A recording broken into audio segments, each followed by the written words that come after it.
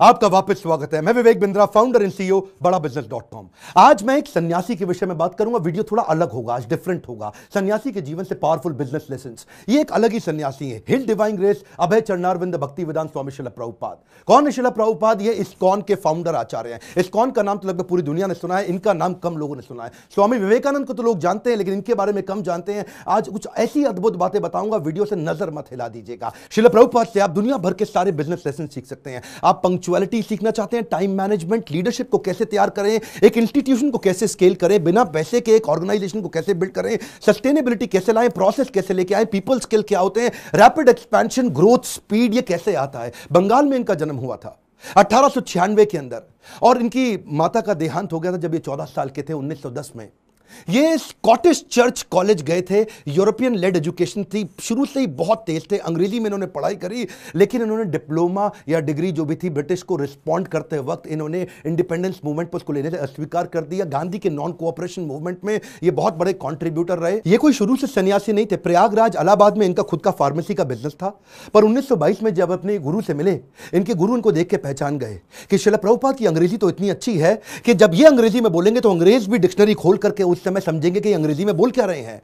तभी इन्होंने प्रभुपाद को एक आदेश दिया, क्या तुम मेरे लिए एक काम कर सकते हो? तुम्हारे को शास्त्रों में मन भी लगता है और अंग्रेजी भी अच्छी है, तुम भगवत गीता के ज्ञान को अंग्रेजी भाषा में पूरी दुनिया तक पहुंचाओ, क्योंकि हमारे शास्त्रों को दुनिया में कोई नहीं लेके जा रहा। दुनिया की किताबें हमारे देश में आ रही हैं। श्रील प्रभुपाद ने उनकी इंस्ट्रक्शन को दिल से लगा लिया। गुरु मुख पद्मा वाक्या चित्ते कौरिया ऐक्या, के गुरु के मुख से निकले हुए वाक्यों को चित्त के साथ एक कर लो। अंग्रेजी में भगवत गीता को ट्रांसलेट करना शुरू कर दिया। बैक टू गॉडेड किताब लिखते, भगवत गीता को ट्रांसलेट करते। लैपटॉप टाइपराइटर नहीं हुआ करता था, कंप्यूटर नहीं होता था, मैनुअली लिखते थे। एक साल लगा करके इन्होंने कई पेजेस के अंदर भर करके भगवत गीता को ट्रांसलेट किया। एक दिन फैक्ट्री से वापस आ रहे थे, अपने घर पहुंचे। जब घर पहुंचे तो ढूंढने लगे कागज कहां हैं सारे। इतनी मेहनत की, कागज इनको मिल नहीं रहे थे, बड़े परेशान थे उस समय। अपनी धर्मपत्नी से पूछा कि वो कहां है जो मैंने भगवत गीता ट्रांसलेट करी। तो अचानक इनकी पत्नी ने जो बोला, इनके होश उड़ गए। इनकी पत्नी ने कहा वो सारे तो मैंने कबाड़ी को बेच दिए। बोलो क्यों बेचे? बोला उसके बदले में मैंने चाय खरीद ली, अंग्रेजों ने बताया चाय पीनी चाहिए। प्रभुपाद को बहुत बुरा लगा। अचानक प्रभुपाद ने उनसे पूछ लिया टी और मी। इनकी पत्नी ने बोल दिया टी। उस दिन उन्होंने अपना घर छोड़ दिया, संन्यास लेने की तैयारी करी। वहां से जाकर के उन्होंने फिर से भगवत गीता लिखनी शुरू करी। बाद में ये वृंदावन चले गए, कई साल वृंदावन रहे, भगवत गीता लिखी, उसकी तैयारी करी। ये पहले से जानते थे कि दुनिया का नंबर 1 देश अमेरिका और अमेरिका का नंबर 1 शहर न्यूयॉर्क, तो मैं शुरुआत न्यूयॉर्क से ही करूंगा। थोड़ा इमेजिन करिए, 70 साल का किसी बूढ़े व्यक्ति का चित्र लेके आइए अपने मन में। 70 साल की उम्र में 32 दिन की जहाज की लंबी यात्रा, जिसमें रास्ते में इनको 2 बार हार्ट अटैक आ गया। कुछ केवल साथ में $7 लेके कुछ किताबें लेकर निकल पड़े। वहां कोई इनको जानता नहीं था। ये जानते थे कि मैं अकेला हूं और मैं सब कुछ नहीं कर सकता। मैं सब कुछ नहीं कर सकता इसका मतलब ये थोड़ी कि मैं कुछ भी नहीं कर सकता।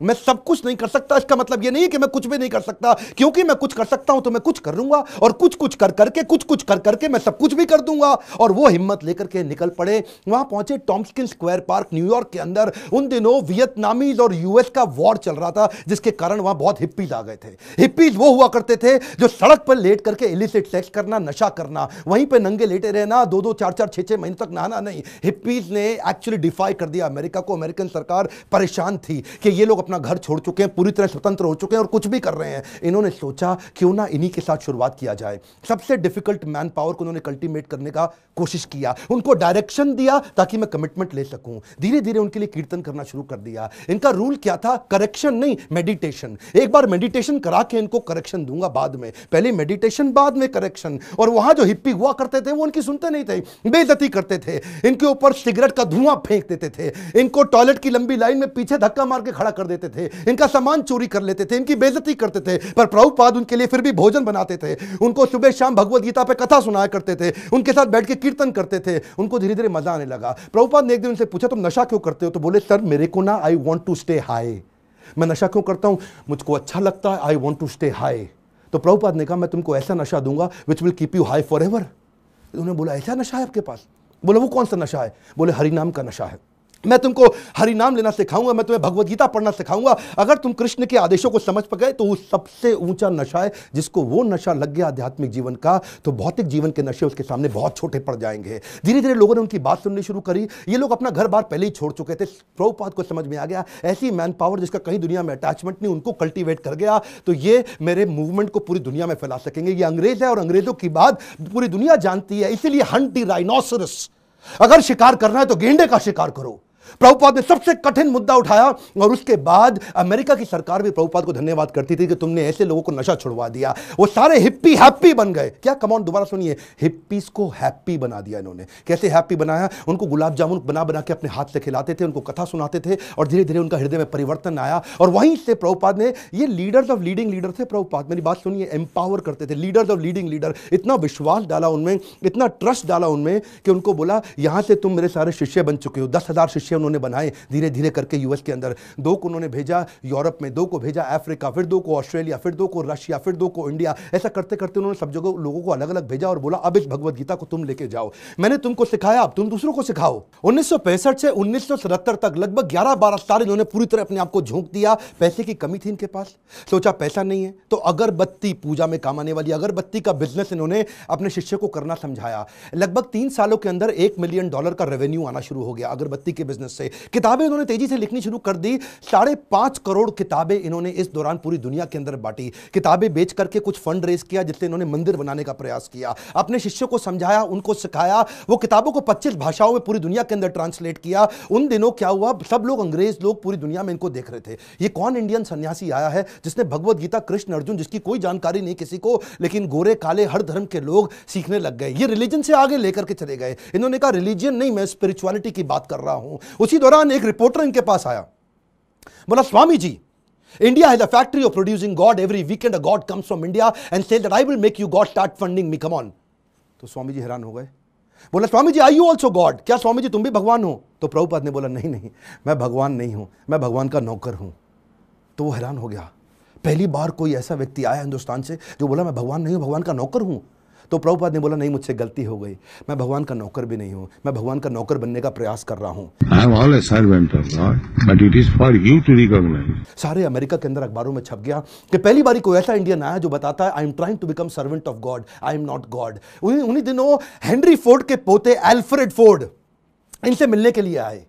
हेनरी फोर्ड का नाम बहुत हुआ करता था पृथ्वी के अंदर। प्रभुपाद कम बोलते थे, लिमिटेड बोलते थे। जब एल्फ्रेड फोर्ड इनसे मिलने आए तो प्रभुपाद ने केवल उनसे एक ही क्वेश्चन पूछा, where is Henry Ford now? अब हेनरी फोर्ड जीवित नहीं थे, बस केवल उनकी आंखों में आंख डाल के प्रश्न पूछा।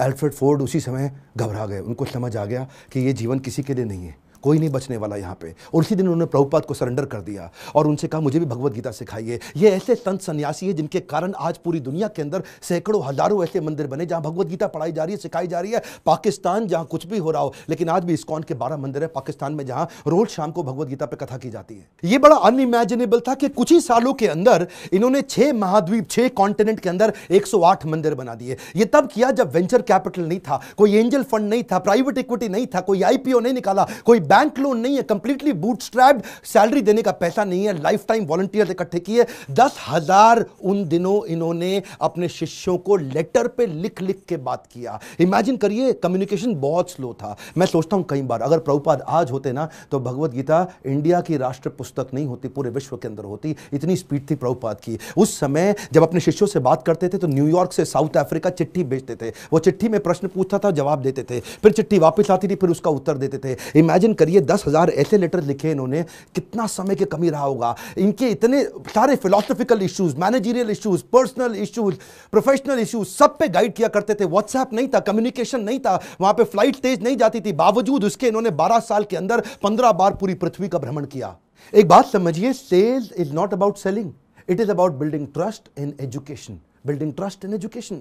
विश्वास बढ़ाओ, एजुकेट करो, विश्वास बढ़ाओ, एजुकेट करो। दुनिया भर में इतना विश्वास बढ़ा दिया, एजुकेशन बढ़ा दिया भगवत गीता के बारे में कि बीटल्स जो उस समय बहुत फेमस हुआ करता था, बीटल्स के जॉर्ज हैरिसन ने अपना 70 एकड़ का फार्म वॉटफोर्ड में लंदन के नजदीक इनको डोनेट कर दिया। वो इनका शिष्य बन गया और अपने रॉकस्टार गानों के साथ साथ कीर्तन करने लग गया, हरे कृष्णा। उन्हीं दिनों प्रभुपाद जी साथ साथ इतनी किताबें लिखना चाहते थे, जानते थे मैं बूढ़ा हो गया हूं, सारी चीजें लिख के चला जाऊं ताकि लोग उसको आसानी से फॉलो कर सकें। उन्होंने खुद से लिखना बंद कर दिया, डिक्टाफोन ले लिया।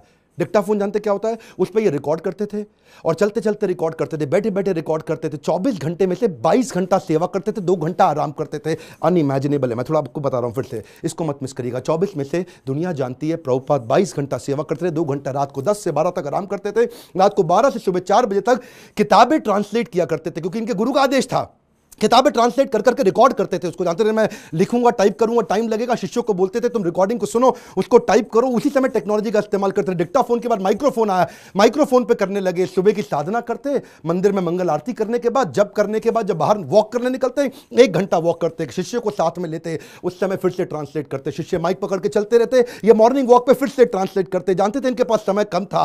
प्रभुपाद ने अपने 12 साल के अंदर वो काम किया जो कि बिल्कुल अकल्पनीय है। इसमें मैं आपको एक बात सिखाना चाहता हूं, इसको बोलते हैं EFA, elephantine focused advantage. Elephantine focused advantage, इसको बोलते हैं अव्यर्थ कालत्वम। संस्कृत का शब्द है अव्यर्थ कालत्वम, यानी कि इतना सा भी समय वेस्ट नहीं करना। ऑब्सेसिव अटेंशन टू डिटेल, और इसको क्या कहते हैं OAD, obsessive attention to detail. हाथी के बराबर हाथी शब्द इस्तेमाल किया गया, एलिफेंटाइन फोकस, क्योंकि लगना चाहिए आपको बहुत भयंकर फोकस है ये। मेरा एक दोस्त है, वो मुझे क्या कहता है कि यार विवेक, मेरे को 12 साल लग गए एक फैक्ट्री को 2 फैक्ट्री बनाने में। 12 साल लगे एक फैक्ट्री को 2 फैक्ट्री बनाने में, जिसमें मैंने बहुत पैसा लगाया। प्रभुपाद बिना पैसे के एक मंदिर को 108 मंदिर बना दिया 12 साल के अंदर। ये किया कैसे? बिना तनख्वाह दिए। मैं इतनी तनख्वाह दे रहा हूं, लोग काम नहीं कर रहे, ये बिना तनख्वाह के लोगों से इतना काम करा लेते हैं। इसी को बोलते हैं कि वैकुंठ से जब व्यक्ति आता है और ऐसी लीडरशिप बिल्ड करता है, ऐसी लीडरशिप वाला व्यक्ति इतना एम्पावर कर देगा कि एक ऑर्डिनरी आदमी से एक्स्ट्रा ऑर्डिनरी काम करा जाएगा। जब जेब में पैसा हो तो स्पीड आ जाती है। सुनिएगा ध्यान से, जब जेब में पैसा हो तो स्पीड तो आ ही जाती है, लेकिन प्रभुपाद की जेब में पैसा नहीं था। ये थोड़ा सा अनइमेजिनेबल केस स्टडी है कि लो कॉस्ट हाई स्पीड। सुनिएगा ध्यान से, बिना पैसा लगाए लो कॉस्ट पे हाई स्पीड कैसे बिल्ड करें? इसका तरीका क्या है? अर्जेंसी और पीपल स्किल। प्रभुपाद अद्भुत व्यक्ति थे। अर्जेंसी और पीपल स्किल। शिष्य तंग करते थे, शिष्य गलतियां करते थे, प्रभुपाद टॉलरेट करते थे पीपल स्किल के साथ में। शिष्य इनको बहुत दुखी करते थे, प्रभुपाद टॉलरेट करते थे पीपल स्किल के साथ में। स्पीड बनाए रखी पीपल स्किल के साथ में। लोग दुखी भी नहीं होते थे, स्ट्रेस भी नहीं होते थे, क्योंकि प्रभुपाद प्रेम इतना देते थे। उनका प्रेम एक समुद्र की तरह था। श्री गुरु करुणा सिंधु, ऐसा करुणा का सिंधु सागर थे ये। इन्होंने एक बार जब ये अपने शिष्यों को लेकर के रथ यात्रा ज्वाइन करने गए जगन्नाथपुरी के अंदर, तो वहां पे मंदिर के अंदर अंग्रेजों को जाना मना है। हिंदू मंदिर है, वो कहते हैं अंग्रेज को, लोगों को हम नहीं क्रिश्चियंस को अंदर जाने देंगे। प्रभुपाद ने बोला अगर तुम मुझे जगन्नाथ जी के दर्शन करने नहीं जाने दोगे, मैं जगन्नाथ जी को पूरी दुनिया में ले जाऊंगा। उसके बाद उन्होंने रथ यात्रा करनी शुरू करी और वहां से पूरी दुनिया में रथ यात्रा का प्रचलन चालू हो गया। प्रभुपाद वो पहले व्यक्ति थे जिन्होंने आज पूरी पृथ्वी पर रथ यात्रा और जगन्नाथ जी के दर्शन कराने शुरू किए। यहां पे ये रुके नहीं, इसके बाद उन्होंने सोशल और चैरिटेबल काम भी किए। World largest vegetarian food relief program शुरू किया जिसका नाम है food for life, Sunday feast. ये दुनिया भर के अंदर हजारों मंदिरों के अंदर रोज शाम को हजारों लोगों को फ्री में खाना बढ़ता है। इंडिया में मिड डे मील की स्कीम को एक्वायर कर लिया उन्होंने, सरकार की स्कीम को। इस्कॉन ने क्या किया, आज आपको जान के हैरानी होगी, बुद्धि चकरा जाएगी। 14 लाख गरीब बच्चों को रोज मिड डे मील का भोजन आज इस्कॉन अपने मंदिर से बना करके भेजता है। Can you imagine? 14 लाख बच्चों को कभी अपने आप को पॉपुलराइज नहीं किया, कभी अपनी इन्होंने गाथा नहीं गाई, कभी अपने आप को भगवान नहीं बताया, कभी अपने आप को अपनी तारीफ नहीं करी, अपनी सेवाओं को आगे रखा और बिना प्रमोशन के किसी को कभी प्रमोट नहीं किया। जानते हैं अमेरिका के अंदर भी आपको तो मालूम है स्टीव जॉब्स का स्टैनफोर्ड यूनिवर्सिटी का वो लेक्चर, जहां पे उसने खुद ही माना था कि मैं रोज, मेरे पास पैसा नहीं हुआ करता था, एक खाना खाने के लिए एक बार का 7 मील पैदल चल के हरे कृष्णा मूवमेंट पे फ्री का खाना खा के आया करता था। I would walk the 7 miles across town every Sunday night to get 1 good meal a week at the Hare Krishna temple. वैसे एक बात बताऊं, सुषमा स्वराज बोल बोल के थक गई थी कि भगवत गीता को राष्ट्रीय पुस्तक घोषित कर दो, श्रीमद् भगवत गीता को राष्ट्रीय पुस्तक घोषित किया जाए। आज ये प्रभुपाद के चलते न्यू जर्सी की सेटन हॉल यूनिवर्सिटी के अंदर भगवत गीता को कंपलसरी कर दिया। हरे कृष्णा मूवमेंट से भगवत गीता को लेके कैम्ब्रिज इंटरनेशनल यूनिवर्सिटी यूके के अंदर 2020 से वहां पे भी किताबें कंपलसरी कर दी कि भगवत गीता सिखानी चाहिए। क्यों? क्योंकि आपको वैल्यूज देंगी, मोरालिटी देंगी, कैरेक्टर देंगी, एथिक्स देंगी, प्रिंसिपल देंगे, ताकि आप एक इंसान को मजबूत बना सको। बहरहाल उनके पास समय कम था। 1977 में जब वो शरीर छोड़ने वाले थे, उनका वजन आधा हो चुका था। इतने पतले, इतने कमजोर हो चुके थे कि उनके शरीर पे स्किन बची नहीं, हड्डियां और नसें बची थी। जब डॉक्टर भी मिलना आता था ना, उसकी भी बुद्धि चकरा जाती थी कि मैं कैसे दबाऊं, कहीं ऐसे नसों से हड्डी में लुक चुप के दर्द ना होने लग जाए इनको। शिष्य लोग आसपास देखते थे डॉक्टर का मुंह कितना इंच खुला हुआ है, ऐसा ऐसा। डॉक्टर हैरान होता था, इंच नापते थे ऐसा कि ये कैसा व्यक्ति कर रहे हैं। इस समय कॉन्शियसनेस को बिल्ड करना पॉसिबल ही नहीं है। प्रभुपाद के सारे ऑर्गन्स काम करना बंद कर चुके थे, उनकी उम्र बहुत ज्यादा हो चुकी थी, लेकिन उस समय डेथ बेड पे, क्षमा चाहता हूं गलत शब्द यूज कर रहा हूं, ऐसे लोगों की कभी डेथ नहीं होती, लेकिन उस समय उस बिस्तरे पे भी लेट करके प्रभुपाद शरीर छोड़ने से पहले भी ट्रांसलेट कर रहे हैं भागवतम को कि मेरे जाने से पहले मैं अपने गुरु के आदेश को पूरा करके जाऊं। अद्भुत। डॉक्टर बोला संभव ही नहीं है, यह बिल्कुल पॉसिबल नहीं है। So, if we have the chance of association with devotees, जानते हैं ये प्रभुपाद ऐसे व्यक्ति रहे, जाने से पहले इन्होंने पूरा मैनेजमेंट मैनकॉम, कॉर्पोरेट्स के अंदर ना मैनकॉम होता है, मैनकॉम का मतलब क्या है, मैनेजमेंट कमिटी। तो प्रभुपाद चाहते थे मैं इसको फैमिली रन बिजनेस की तरह ना चलाऊं, इसको इतना प्रोफेशनल कर दूं, जैसे बड़े कॉर्पोरेट्स होते हैं वो फैमिली की तरह नहीं चलते, प्रोफेशनल तरीके से चलते हैं। उन्होंने एक मैनेजमेंट कमिटी बनाई, 12 लोगों की लीडरशिप तैयार करी, बोला जो भी डिसीजन होगा, जो भी पॉलिसी होगी, ये 12 लोग मिलकर के करेंगे ताकि कभी भी करप्शन ना लेकर के आए। जब भी अकेले का खुद का बिजनेस होता है तभी करप्शन आता है। कई ऐसे गुरुजी हैं जिनके बेटे भी अपने आप गुरु बन जाते हैं, उनके बेटे भी अपने आप गुरु बन जाते हैं। यहां पे केवल काबिल व्यक्ति को गुरु बनाया जाता है, यहां पे गुरु को नहीं प्रमोट किया जाता, यहां भगवत गीता को प्रमोट किया जाता है। एकड़ ऑफ एकड़ प्रॉपर्टी बना ली प्रभुपाद ने, लेकिन अपने बच्चों के नाम पे एक प्रॉपर्टी नहीं करके गए, सब कुछ सोसाइटी के नाम पे कर दिया। प्रभुपाद कहते थे कि बिलीफ स्पिरिचुअल होगा और बिहेवियर प्रोफेशनल होगा। सिस्टम सुनिए, कम ऑन, बिलीफ स्पिरिचुअल होगा और बिहेवियर प्रोफेशनल होगा। वो क्या कहते थे, प्रिंसिपल ग्लोबल ग्लोबल है, ग्लोबल ग्लोबल प्रिंसिपल पूरी दुनिया में एक जैसे होंगे लेकिन रिसोर्सेज लोकल होंगे। अगर आपको पैसा चाहिए तो लोकल जगह से रेज करो, लोकल जगह पे खर्च करो। पैसा ना इस देश से उस देश जाएगा, ना उस देश से इस देश आएगा। प्रिंसिपल ग्लोबल होंगे और खर्चा रिसोर्सेज लोकल होंगे। यही मैं आपको बताना चाहता हूं, अगर इस प्रकार की लीडरशिप आप बिल्ड कर सके तो आपको जिंदगी के अंदर इसके लिए लीडरशिप क्वालिटी चाहिए, और वही मैं सिखाता हूं अपने प्रोग्राम्स के अंदर। इसको बोलते हैं लीडर, जिससे आप सारे स्पिरिचुअल भी और बिजनेस भी सारे लेसन एक साथ ले सकते हो। रियल लीडरशिप वीडियो को डाउनलोड व्हाट्सएप पे करके पूरे देश में पहुंचाइए। स्वामी विवेकानंद को जानते हैं, श्रील प्रभुपाद को भी पहुंचाएंगे पूरी दुनिया के अंदर। भारत रत्न मिलना चाहिए ऐसे व्यक्ति को, ये मेरी आपसे प्रार्थना है। बहुत सीरियस हूं मैं आज, मैं अपने दिल से बोल रहा हूं। आज इनका जन्मदिन है, आज सारे व्हाट्सएप ग्रुप में, सारे फेसबुक ग्रुप में, अपने यूट्यूब चैनल पे इस वीडियो को निकाल के अपलोड करिए, पूरी दुनिया में पहुंचाइए। प्रभुपाद जी के बारे में पता चलना चाहिए। और अगर आपको वीडियो कहीं से मिला है, चैनल सब्सक्राइब करके बेल आइकॉन हिट करिए ताकि ऐसे वीडियो आपसे मिस ना हो सके। मेरे साथ जुड़े रहने के लिए, हर बार वापस आने के लिए आप सबका दिल से धन्यवाद।